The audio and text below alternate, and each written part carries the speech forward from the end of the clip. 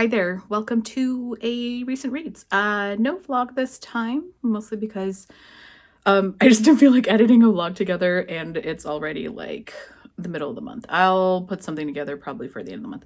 And I have read quite a few things, so I thought I would just get everything together, go through what I've read. As you may have noticed, I am making my way through the Mercy Thompson series by Patricia Briggs. This is an urban fantasy series, started in like 2008, still going. I've read up to book 3 last month. So this month I started the month with book 4. And I'm not kidding when I say that I read book 4 in like 2 days and then literally started book 5 immediately, finished it the same day or like the next day or like one day. Days are blurring. It's been a lot. Days are blurring. So book 4 is Bone Crossed and book 5 is Silverborn. They are kind of like, because I read them so close together back to back, they are kind of like merging in my memory. And because it's books 4 and 5, I can't really say too much without spoiling. In Bone Crossed, Mercy is dealing with something that she did involving the vampires in a previous book. She's dealing with the repercussions of that and what that means for her and her pack and everything. I was not a huge fan of this one because it turns out to be a lot of vampire politics that when everything is kind of revealed, it's just like, okay, you had to do all that for that. Like, I wasn't a fan. I wasn't a fan, but I still give it 4 stars because if you know me, you know I love urban fantasy. If you don't know me as well, I love urban fantasy because where people read romance, and that is where they get their like familiarity and their comfort because they know, romance, it has a happily ever after. There are steps you take for a romance. I love urban fantasy because there's a blueprint for what you do. Some people do things differently, but they're blueprints. It's comforting to me. I really love reading urban fantasy. So I still enjoy the world that is being talked about and created. The plots may not be the best. When the plots are good, they're good. When they're not great, they're okay, but I still really liked it. No, I'm trying to talk myself into this 4-star rating when I think I gave it just like at the end of the book, as a high because yay, urban fantasy. I'm so happy to be reading it, but I'm probably going to drop this to a 3.5 or a 3. Let's be real here. Then, like I said, I finished that, immediately started on the next book. And because I'm starting to get deep into the series, these are just available at my libraries. So next book is Silverborn, and this is a big fae book. And this one was even worse for like what is going on here. There's so many like B and C plots happening that I don't even like. There was an A plot, but it was like an A plot and an A minus plot and a B plus plot and a B plot and a B plot and a C plot. There's so much going on that kind of tied in together, but it just felt ridiculous by the end. So yeah. And then the way things are wrapped up in a bow at the end felt so like convenient. So I wasn't a huge fan of this one. I'm looking at my story graph and I put 4 stars. That's a lie. Like I said, I read these in like 48 to, what's 48? Don't laugh. 72 hours. I read these in like 48 to 72 hours. Yeah, so 4 and 5 read back to back, 3 to 4 stars each. Then we went on a trip to go see friends. So I've never had so many.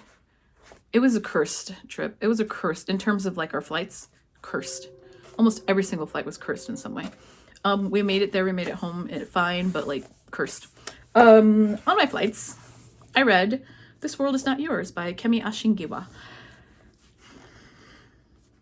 This billed itself as a sci-fi horror.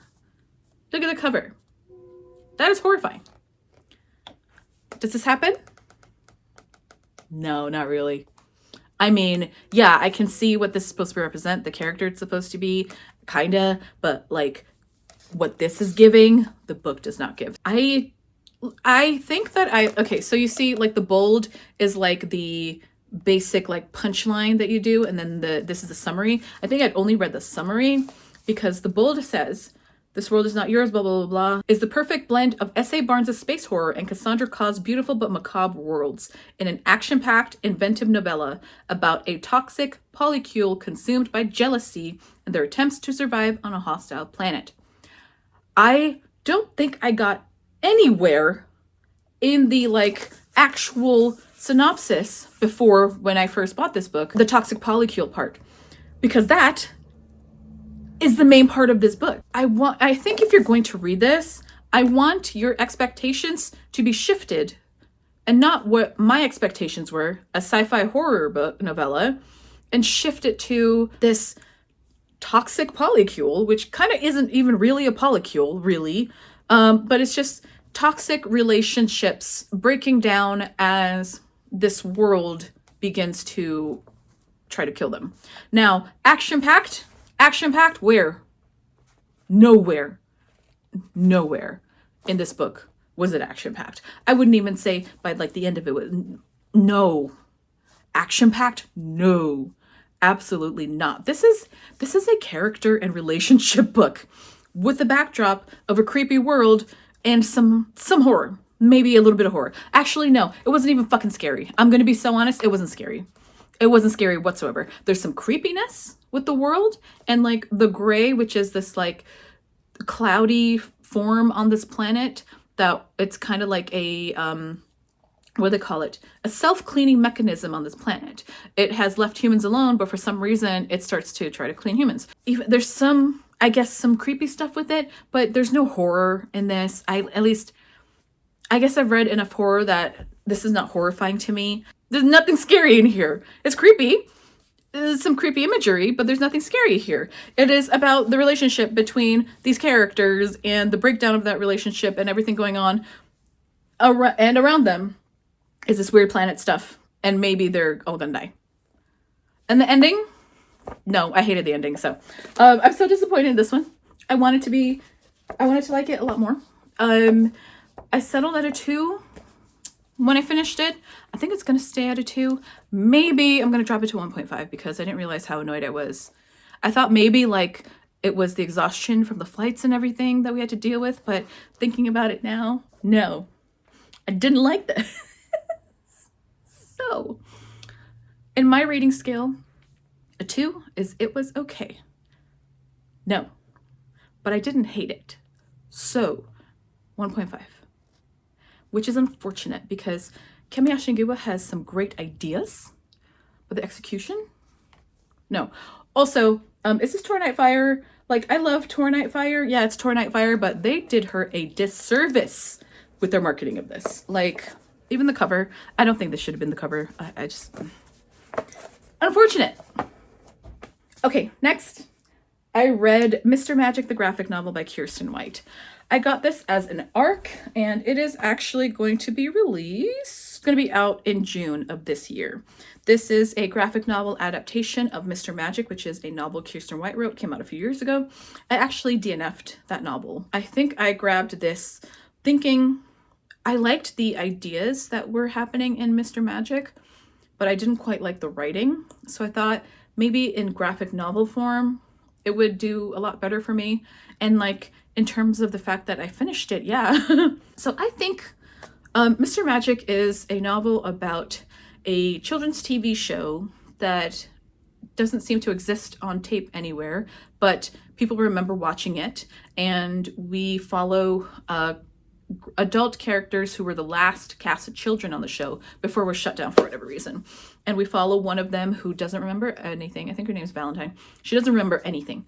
But she is found by the others and they go back to do a little reunion for a podcast and things get weird. I think from where I was in the novel, it was maybe like 40% in.